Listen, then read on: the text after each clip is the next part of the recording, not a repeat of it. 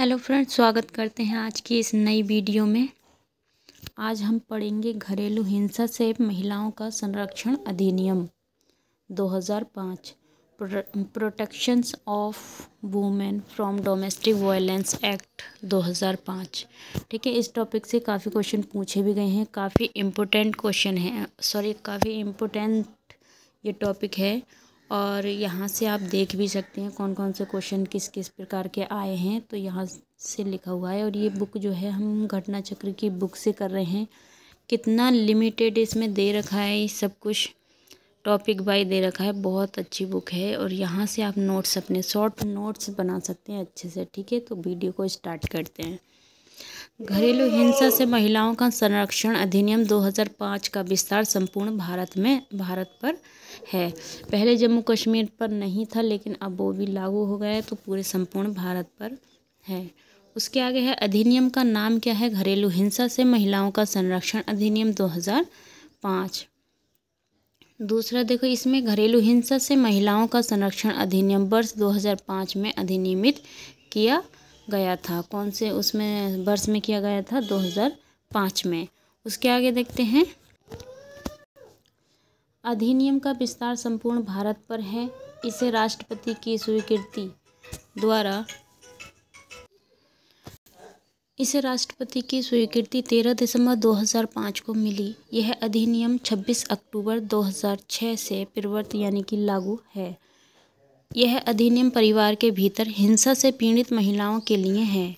महिलाओं के अधिकारों के प्रभावी संरक्षण के लिए यह अधिनियम निर्मित है। ठीक है, ये महिलाओं की जो है अधिकार हैं, उससे जो है उसके संरक्षण के लिए ये नियम जो है लागू किया गया है। इस अधिनियम के अंतर्गत कुछ महत्वपूर्ण परिभाषाएं हैं। देखो, व्यथित व्यक्ति यानी कि पीड़ित व्यक्ति। व्यथित व्यक्ति से आज से है, ऐसी पीड़ित महिला से है जो पीड़ित है, यानी कि जिस पर जुल्म होता है उससे संबंधित है। व्यथित व्यक्ति जो प्रत्युत्तरदाता रेस्पोंडेंट की घरेलू नातेदारी में है या रही है।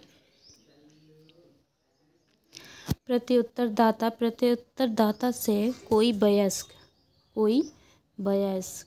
पुरुष जाना जाता है जो व्यथित व्यक्ति की घरेलू नातेदारी में है या रहा है। मतलब जो पीड़ित महिला है उससे जो है रिलेशन में है या रहा हो कभी, और इसके विरुद्ध व्यथित व्यक्ति ने इस अधिनियम के अधीन किसी अनुतोष की मांग की है, कोई भी अनुतोष की मांग की है। ठीक है, घरेलू घटना रिपोर्ट।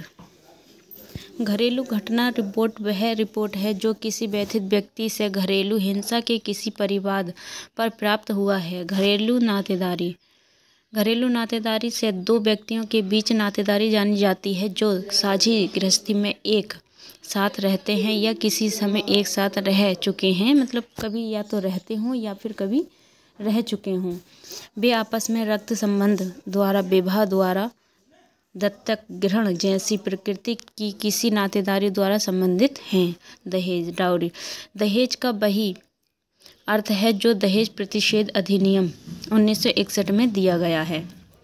मौद्रिक अनुतोष ऐसा प्रतिकर है जो घरेलू हिंसा के परिणाम स्वरूप व्यथित व्यक्ति द्वारा किए गए व्यय और सहन की गई हानियों को पूरा करने के लिए आवेदन की सुनवाई के दौरान मजिस्ट्रेट द्वारा प्रत्युत्तरदाता को आदेशित किया जाता है। साझी गृहस्थी के से ऐसी गृहस्थी जानी जाती है जहां व्यथित व्यक्ति रहती है या किसी घरेलू नातेदारी में, या तो अकेले या प्रत्युत्तर के साथ किसी प्रक्रम पर रह चुकी है। इसमें ऐसी गृहस्थी भी आती हैं जिसमें व्यथित व्यक्ति द्वारा प्रत्युत्तरदाता से संयुक्त रूप से स्वामित्व या किराएदारी हो। मतलब किराएदारी भी हो सकती है। आश्रय गृह क्या होता है? देखो, आश्रय गृह से ऐसा गृह जाना जाता है जिसे राज्य सरकार इस अधिनियम के प्रयोजन के लिए आश्रय गृह होना अधिसूचित करें। घरेलू हिंसा की परिभाषा। इसमें परिभाषा जो है धारा 3 में दे रखा है।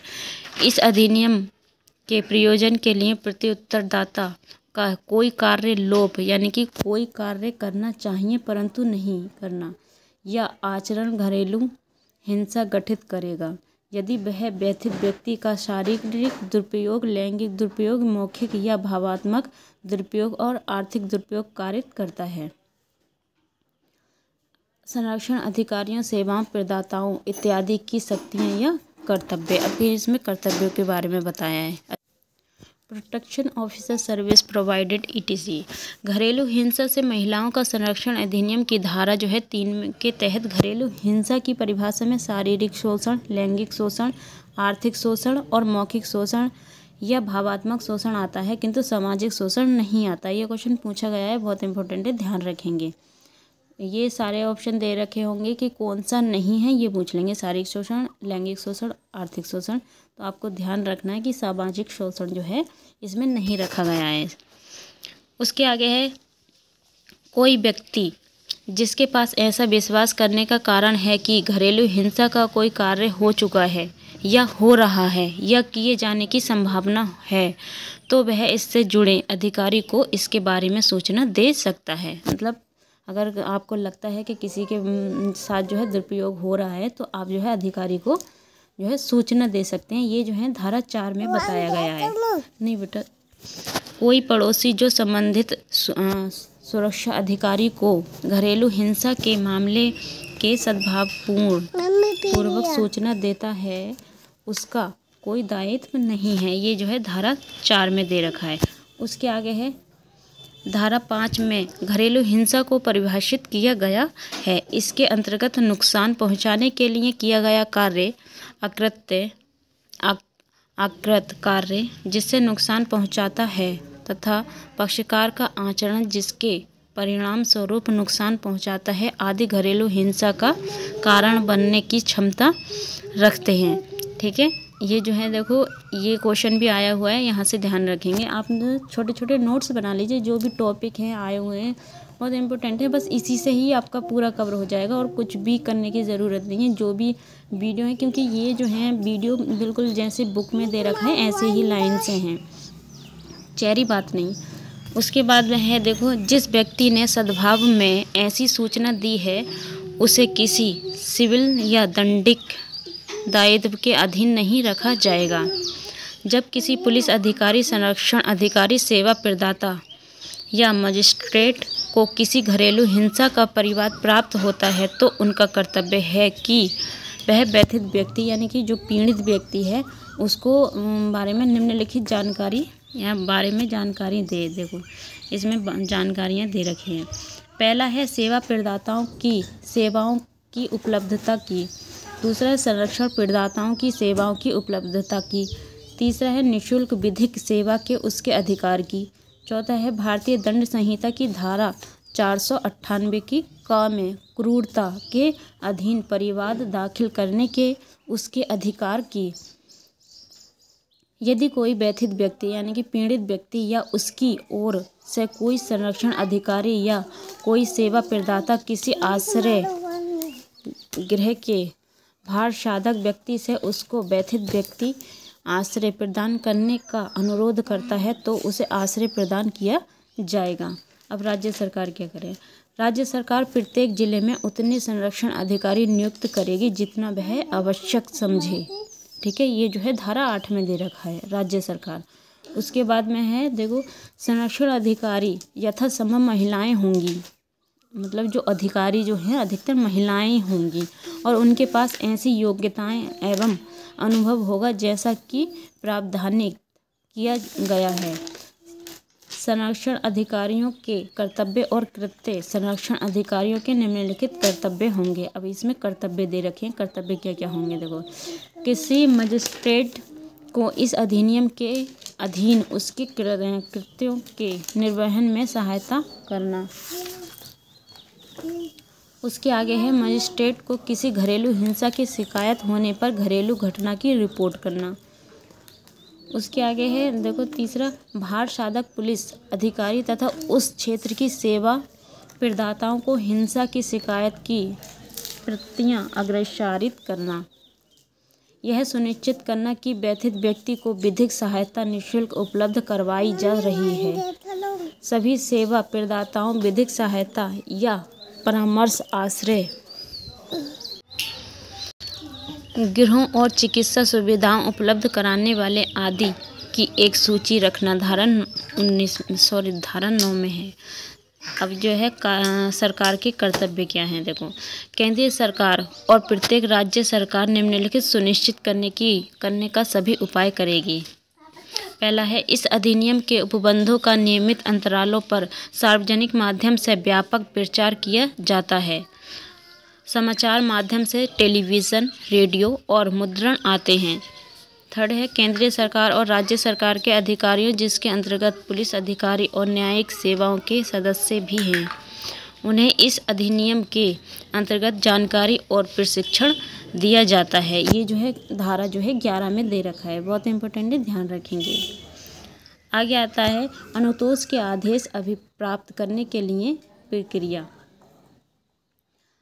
मजिस्ट्रेट को आवेदन, अब ये जो मजिस्ट्रेट होता है उसके बारे में दे रखा है, हम कैसे आवेदन दे सकते हैं उसको। मजिस्ट्रेट सुनवाई की पहली तारीख निश्चित करेगा जो न्यायालय द्वारा आवेदन की प्राप्ति की तारीख से सामान्यतः 3 दिन से अधिक पश्चात की तारीख नहीं होगी। मतलब 3 दिन में जो है उससे अधिक नहीं होनी चाहिए, 3 दिन की ही तारीख देता है।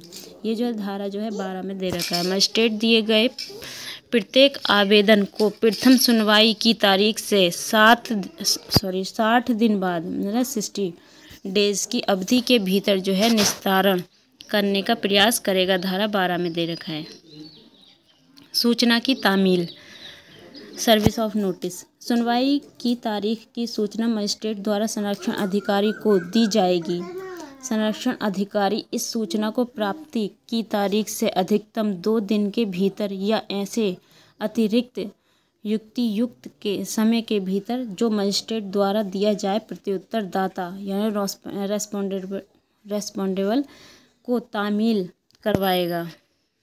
उसके आगे है देखो, कार्यवाहियों का बंद कमरे में किया जाना। जो कमरा जो होता है, जो भी कार्यवाही होगी वो बंद कमरे में जो है उसके बारे में दे रखा है।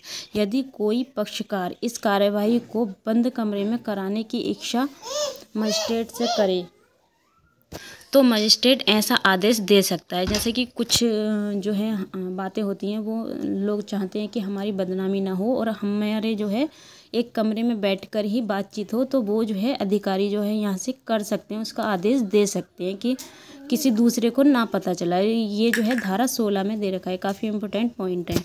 उसके आगे देखो, संरक्षण आदेश, मजिस्ट्रेट व्यथित व्यक्ति यानी कि जो पीड़ित व्यक्ति है और प्रत्युत्तर दाता को सुनवाई का एक अवसर दिए जाने के पश्चात और उसका प्रथम दुष्टता समाधान होने पर व्यथित व्यक्ति के पक्ष में तथा प्रत्युत्तर दाता को निम्न हेतु निषिद्ध करते हुए संरक्षण आदेश पारित कर सकेगा। उसके आगे जो है देखो, इसमें जो है पॉइंट दे रखे हैं। पहला पॉइंट है घरेलू हिंसा के किसी कार्य को करना। दूसरा है घरेलू हिंसा के कार्यों के कारित करने में सहायता या दुष्प्रेरित करना। तीसरा है व्यथित व्यक्ति के नियोजन के स्थान में प्रवेश करना। चौथा है यदि व्यथित व्यक्ति बालक है तो उसके विद्यालय में या किसी अन्य स्थान में जहां व्यथित व्यक्ति बार बार आता जाता है प्रवेश करना आदि। उसके आगे देखो, धनीय अनुतोष, धारा 20 में दे रखा है। ये देखो, आवेदन का निपटारा करते समय मजिस्ट्रेट घरेलू हिंसा के परिणाम स्वरूप व्यथित व्यक्ति और उसके किसी संतान को नुकसान की पूर्ति के लिए धन संबंधी अनुतोष प्रत्युत्तरदाता से करवाएगा। ऐसे अनुतोष निम्नलिखित हैं। पहला है उपार्जनों की हानि, दूसरा है चिकित्सीय खर्चे। उसके आगे है व्यथित व्यक्ति यानी कि पीड़ित व्यक्ति के नियंत्रण में से किसी संपत्ति के नाश, नुकसान या हटाए जाने के कारण हुई हानि। चौथा है उसकी संतान आदि को कोई हो तो उसके साथ साथ व्यथित व्यक्ति के लिए भरण पोषण। पाँचवा है भरण पोषण के लिए समुचित एक मुश्त या मासिक राशि देने का आदेश दिया जा सकता है। प्रीतिकर आदेश, कंपनसेशन ऑर्डर्स। देखिए अब आगे क्या दे रखा है। अन्य अनुतोषों के अतिरिक्त मजिस्ट्रेट व्यथित व्यक्ति द्वारा दिए गए आवेदन पर घरेलू हिंसा के कारण द्वारा मानसिक यातना और भावात्मक संकट आदि के भीतर प्रत्युत्तरदाता को प्रतिकर और नुकसानी देने का आदेश पारित कर सकते हैं। धारा 22 में दे रखा है। अंतरिम और एक पक्षीय आदेश देने की शक्ति। मजिस्ट्रेट अपने समक्ष किसी कार्यवाही में ऐसा अंतरिम आदेश जो उचित और अनुचित हो पारित कर सकता है। धारा 23 में दे रखा है। कुछ परिस्थितियों में मजिस्ट्रेट प्रत्यर्थी अर्थात प्रत्युत्तरदाता के विरुद्ध एक पक्षीय आदेश भी दे सकता है। आधिकारिकता। प्रथम वर्ग न्यायिक मजिस्ट्रेट या महानगर मजिस्ट्रेट संरक्षण आदेश अपराधों का विचारण आदि के लिए सक्षम न्यायालय होगा। इस अधिनियम के अधीन किया गया आदेश संपूर्ण भारत में प्रवर्तनीय यानी कि लागू होगा। अपील।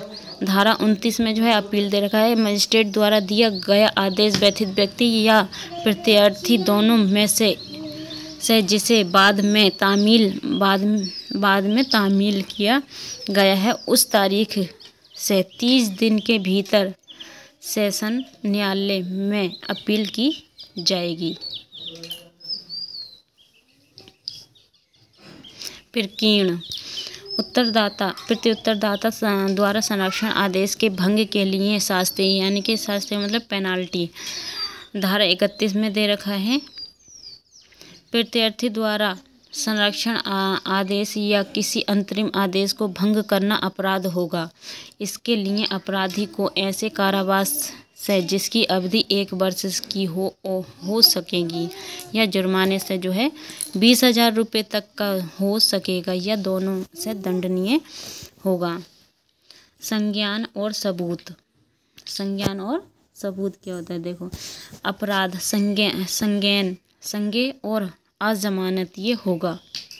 जो ऐसे में जो है अपराध जो होगा उसकी अजमानत मतलब जमानत नहीं होगी। व्यथित व्यक्ति के एकमात्र साक्ष्य पर न्यायालय यह निष्कर्ष निकाल सकेगा कि अभियुक्त द्वारा कोई अपराध किया गया है। संरक्षण अधिकारी द्वारा कर्तव्य का निर्वहन न करने के लिए शास्ति।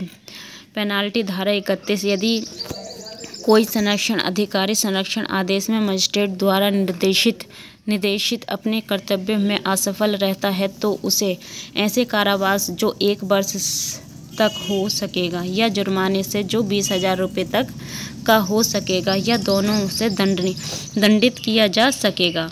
संरक्षण अधिकारी द्वारा किए गए अपराध का संज्ञान संरक्षण अधिकारी के विरुद्ध कोई अभियोजन या अन्य विधिक कार्यवाही तब तक नहीं की जाएगी जब तक राज्य सरकार या इस नियमित उसके द्वारा प्राधिकृत अधिकारी की पूर्ण मंजूरी से कोई परिवाद दाखिल नहीं किया जाता है ना। उसके आगे थोड़ा सा यहाँ पे धुंधला है लेकिन आप देख लेना। अधिनियम की धारा 37 के अनुसार केंद्रीय सरकार इस अधिनियम के उपबंधों को क्रियान्वित करने के लिए अधिसूचना द्वारा नियम बना सकेगी। स्त्री अशिष्ट रूपण प्रतिषेध अधिनियम 1986। देखो 1986 एक्ट 1986 में क्या दे रखा है देखो। अधिनियम का नाम स्त्री शिष्ट रूपण यानी कि प्रतिषेध अधिनियम 1986। अधिनियम का विस्तार संपूर्ण भारत पर। अधिनियम लागू कब हुआ? 2 अक्टूबर 1987 से लागू हुआ है। अधिनियम के अधीन कुछ परिभाषा धारा 2 में दे रखी है। देखो विज्ञापन के अधीन कोई सूचना परिपत्र लेबल रैपर या अन्य कोई दस्तावेज अथवा ध्वनि धुएं या गैस के माध्यम से किया गया कोई दृश्य रूपण जाना जाता है। उसके आगे है वितरण डिस्ट्रीब्यूशन। वितरण के अंतर्गत नमूने के रूप में वितरण शामिल है, चाहे वह मुफ्त हो या अन्यथा उसके आगे है स्त्री अशिष्ट रूपण। स्त्री अशिष्ट रूपण से जाना जाता है स्त्री की आकृति, उसके रूप या शरीर या उसके किसी भाग का ऐसा रीति से वर्णन जो उसके शिष्ट होने या महिलाओं के चरित्र को कलंकित करने के प्रभाव के रूप में हो, जिससे दुराचार, भ्रष्टाचार या लोक दूषण अथवा नैतिकता को हानि पहुंचाने की संभावना हो। लेबल। उसके आगे है लेबल। पैकेज। पैकेज के अंतर्गत कोई बॉक्स, कार्टून, टिन या अन्य पैकेट शामिल हैं।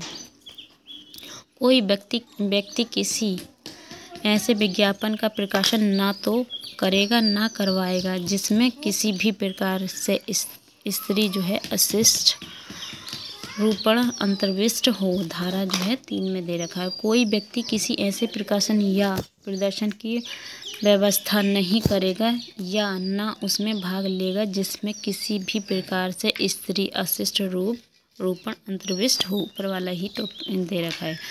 कोई व्यक्ति किसी पुस्तक, पत्रिका, पेपर, स्लाइड, लेखन, फिल्म, रेखाचित्र, रंग चित्र, छायाचित्र, रूपण या चित्र जिसमें स्त्री का किसी रूप में अशिष्ट रूपण किया गया हो उसका। पहला है देखो, ना तो उत्पादित करेगा ना कराएगा, ना तो विक्रय करेगा और ना उसे किराए पर देगा, ना तो उसका वितरण करेगा या ना डाक द्वारा भेजेगा। परंतु यदि लोकहित में न्यायोचित हो तो प्रकाशन इसी प्रकार धार्मिक प्रयोजन के लिए भी करेगा। धारा जो है 4 में दे रखा है। देखिए, स्त्री अशिष्ट रूपण प्रतिषेध अधिनियम 1986 की धारा 4 के अनुसार ऐसी किसी भी छवि, तस्वीर या चित्र का उत्पादन करेगा या वितरित करना जिसमें किसी भी रूप में महिलाओं का अशिष्ट रूपण शामिल हो अवैध है। ये क्वेश्चन आया हुआ है, ध्यान रखेंगे। उसके आगे है देखो, उसके आगे स्त्री अशिष्ट रूपण प्रतिषेध अधिनियम 1986 की धारा 4 के अंतर्गत किसी भी ऐसी छवि, फोटो आदि का उत्पादन या वितरण गैरकानूनी नहीं है यदि उसका प्रकाशन विज्ञान, साहित्य, कला या शिक्षा के हित में है या उसका प्रयोग प्रमाणित रूप से धार्मिक उद्देश्यों के लिए किया गया है। राज्य सरकार द्वारा अधिकृत कोई राजपत्रित अधिकारी अपने स्थानीय सीमाओं के भीतर जहां उसके विश्वास करने का कारण है कि इस अधिनियम के अधीन कोई अपराध घटित किया जा रहा है तो वहां प्रवेश कर सकेगा और तलाशी ले सकेगा। धारा 5 में दे रखा है। कोई विज्ञापन या पुस्तक, फिल्म, रेखाचित्र, रंगचित्र आदि को जब्त कर सकेगा। कोई रिकॉर्ड, रजिस्टर, दस्तावेज या अन्य कोई मौलिक पदार्थ जो साक्ष्य के रूप में काम दे जब्त कर सकेगा। किसी निवास गृह में बिना वारंट प्रवेश नहीं करेगा। इस अधिनियम के अधीन उपबंधों का उल्लंघन करने पर प्रथम क्या है, प्रथम दोष सिद्ध पर ऐसे कारावास से जो 2 वर्ष तक की हो सकेगी और 2000 रुपये तक जुर्माना से दंडनीय होगा। द्वितीय और पश्चातवर्ती दोष सिद्ध की दशा में ऐसे कारावास से जो न्यूनतम 6 महीने तथा अधिकतम 5 वर्ष तक और जुर्माने से जो न्यूनतम 10,000 एवं अधिकतम 10,000 नहीं 1 लाख रुपए तक की हो सकेगी, दंडनीय होगा। धारा 6 में है। कंपनियों द्वारा कंपनियों के उत्तरदायी पद पर तैनात हैं दोनों दायी होंगे।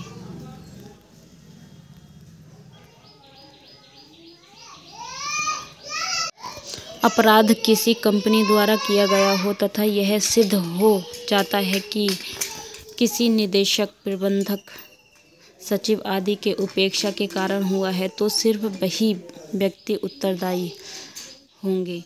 इस अधिनियम के अधीन दंडनीय अपराध जमानतीय होंगे, धारा 8 में है। इस अधिनियम के अधीन अपराध संज्ञेय होंगे, धारा 8 में है। केंद्रीय सरकार और या राज्य सरकार के किसी अधिकारी के विरुद्ध सद्भावनापूर्वक की गई किसी बात के लिए कोई वाद, अभियोजन या अन्य कार्यवाही नहीं की जाएगी। केंद्रीय सरकार इस अधिनियम के उपबंधों के लिए नियम बना सकेगी।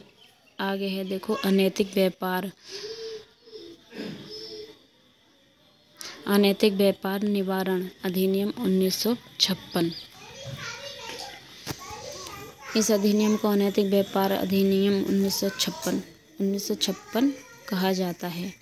अधिनियम का विस्तार संपूर्ण भारत पर है। अधिनियम को 30 दिसंबर 1956 को राष्ट्रपति की स्वीकृति मिली और परंतु इसी तारीख से लागू हो गया। ठीक है। अधिनियम के अधीन कुछ परिभाषाएं धारा 2 में दे रखी हैं। वेश्यागृह। ठीक है। अब ये नेक्स्ट वीडियो में करते हैं। ये वीडियो काफ़ी लंबी हो गई है। ठीक है।